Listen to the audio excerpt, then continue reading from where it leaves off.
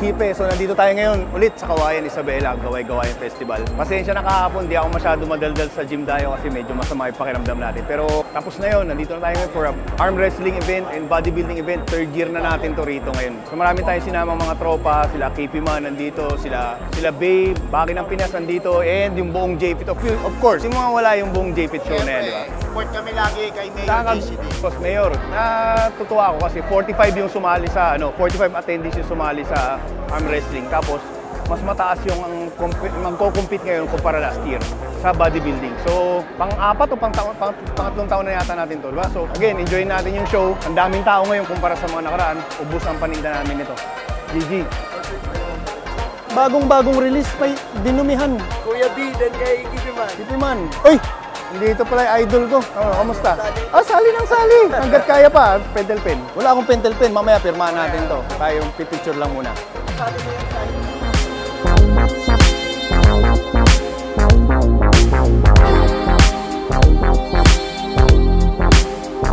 So ayun, nandito tayo ngayon, day 2. So kakatapos lang ng awarding ng arm wrestling. So ngayon, let's proceed to Gaway-Gawayan bodybuilding competition. So sisimulan na natin, and in between, tsaka natin isisingit yung mga super match-up nila Sean at yung iba pang mga taga Manila. So Coach Nico, Coach Myra, and Coach Earl bilang judge ngayon. Let's go! What's up mga ka-basic? Coach Chipe with Mayor JCD. Pang-apat na taon na to. Kung hindi ako nagkakamali, unang taon sa bahay niya ginawa. Tapos ito na tayo ngayon. Sobrang dami ng tao. So sobrang thank you lagi kay Mayor. Taon-taon na lang.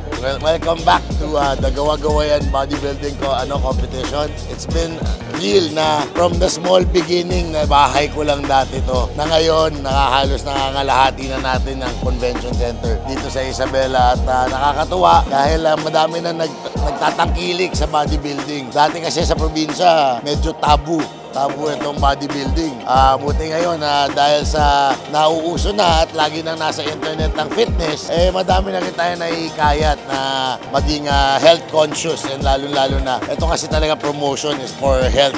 Good thing na cope up na nung probinsya, na actually not lang probinsya, dahil may mga dayo pa tayo ng mga ibang probinsya din na napopromote na natin ng importance ng health. Saka yung sa atin sa sarili, yung pag-alaga, kumakalat na. O kumbaga, yung movement natin dito, lumalaki na, nabubuhay na natin yung kultura ng bodybuilding dito sa probinsya ng Isabela. And taon-taon to, hopefully, even though na wag naman sana malaglag, pero taon-taon to na itutuloy natin ang programa na ito. Kasi this creates awareness para sa kalagayan ng isang tao. Kaya yun talaga ang promotion ko. Kaya ginawa natin itong programa to. Kaya hopefully, sa mga nanonood ngayon, next time na mga malapit dito sa Isabela, kayo naman sana, meron pa isang taon na mag-prepare at makasama ka namin kayo dito sa Gawa-Gawayan Bodybuilding in Kawayan City. Thank you, Mayor. So, sobrang thank you na sinusuportahan tayo ng Mayor dito, kaya lagi tayo may palaro dito, okay? Sabi niya, next year, kayo naman, ha? Naantay namin kayong lahat. Next year, meron na ulit yan. GG. Hindi matutuloy itong programa na ito kung wala po doon sa buong team ng Supplement Hub. Napaka-overwhelming po yung turnout natin ngayong taon na ito. Nung nalipat po ako dito sa probinsya nung taong 2015, hindi pa po uso ang fitness sa probinsya. At nung nabigyan po ako ng panahon, ng tsansa na ma-introduce ang bodybuilding dito sa lungsod ng Kawayan, ay inoohan ko agad yun dahil dun sa barkada ko na si JP Up. Yun po yung isa sa owner ng Supplement Hub at naging sponsor ko din po kasi siya nung panahon na ako'y nagko-compete ng wakeboarding. At sabi ko, sige JP, subukan natin. Maganda i-introduce yan sa probinsya ng Kawayan to create awareness dun sa ating health.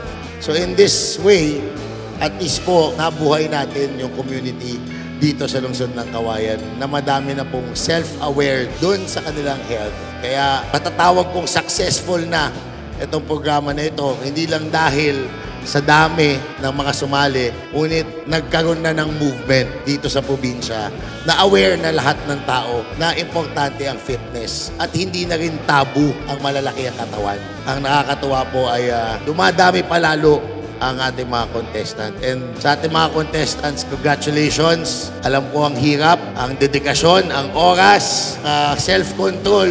Pinakamahirap dyan yung self-control, yung kain nila. Congratulations sa lahat ng contestants dahil yung pagsali nyo pa lang ngayon dito, ano na yan, panalo na agad kayo. Kaya congratulations sa lahat po nanonood. I hope maging inspirasyon din tong mga bodybuilders natin ngayon sa inyo at mga sumusunod sana, susunod na mga nanonood dyan na lalaban din sa susunod na taon. At gaya na sabi ni Coach Chipe, will try to move or make this event bigger. Ng events ng fitness, try namin pagdikit-dikitin.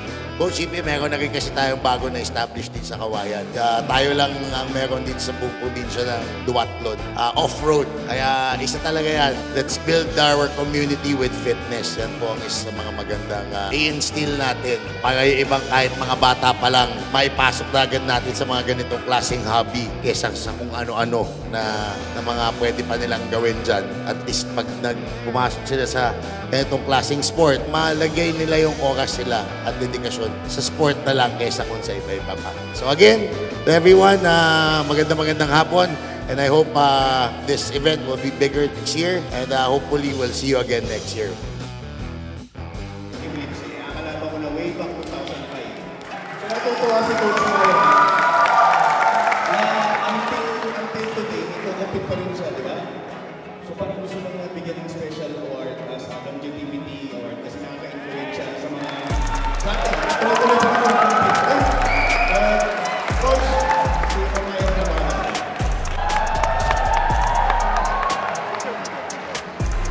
Ang tawag kasi namin dito is grassroots events. Grassroots kasi pupunta kami ng mga provinces, lalo na ako, para mag-discover ng mga future athletes natin na pwede mag-represent sa bansa. Bibigyan namin kayo na example ng isang international quality na atleta. Actually, yung mga judges natin, lahat naman itong mga international qualities. Kaya lang, yung nakaprep ngayon, busy.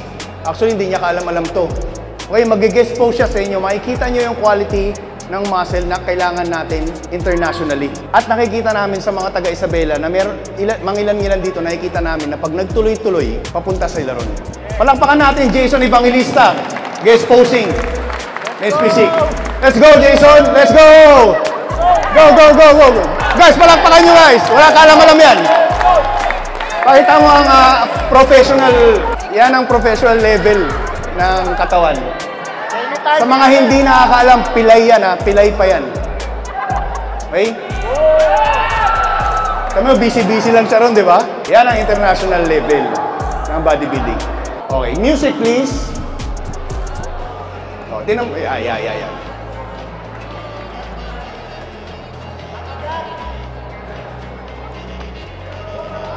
Palakpakan nyo guys, palakpakan nyo.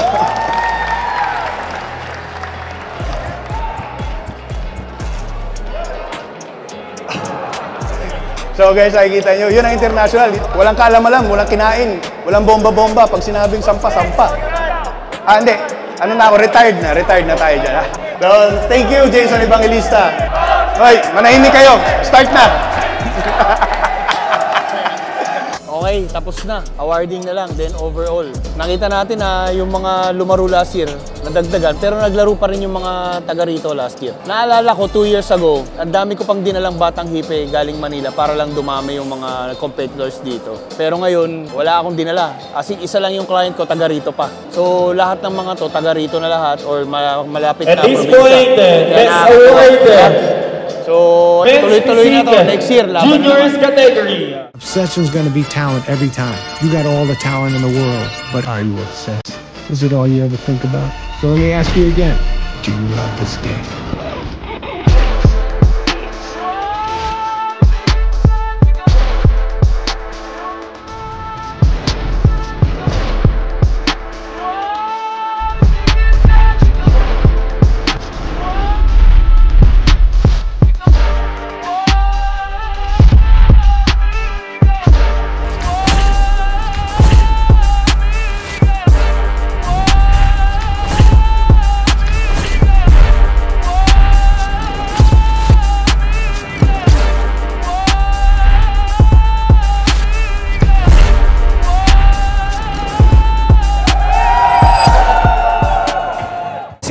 Guys, hindi naman sa sinasadya ko. Ang overall champion natin this year is Batang Hipe. Sa hindi nakakalam, online client ko yan. Hindi ako nagsalita kasi ayoko magkaroon ng issue, pero tignan nyo naman kung gaano kaganda. Tsaka hindi ako nag-judge. So, pero taga rito yan, taga Isabela. So, shout out sa lahat ng mga nag-compete dito. Ang daming mga ganda. Every year, paganda kayo ng paganda. Hopefully, magtuloy-tuloy yung mga palaro natin. Magkakaroon din tayo ng Batang Hippie Seminar dito in June. Okay, so Gaway-Gawayan Festival, Mayor JCD, Supplement Hub, JFit, Batang Hipe. Thank you sa laging suporta ninyo sa amin and sa community rito. GG! Masalanan ka na. Bayan na pinahirapan pa. Gabi. Talagang pasay ka na yan. Ito na naman tayo sa buhat-buhat. Ayun, bubuhatin din. Naman, ulo nasa baba. Ulo nasa baba. Ayan. Baka pagsilosan mo pa.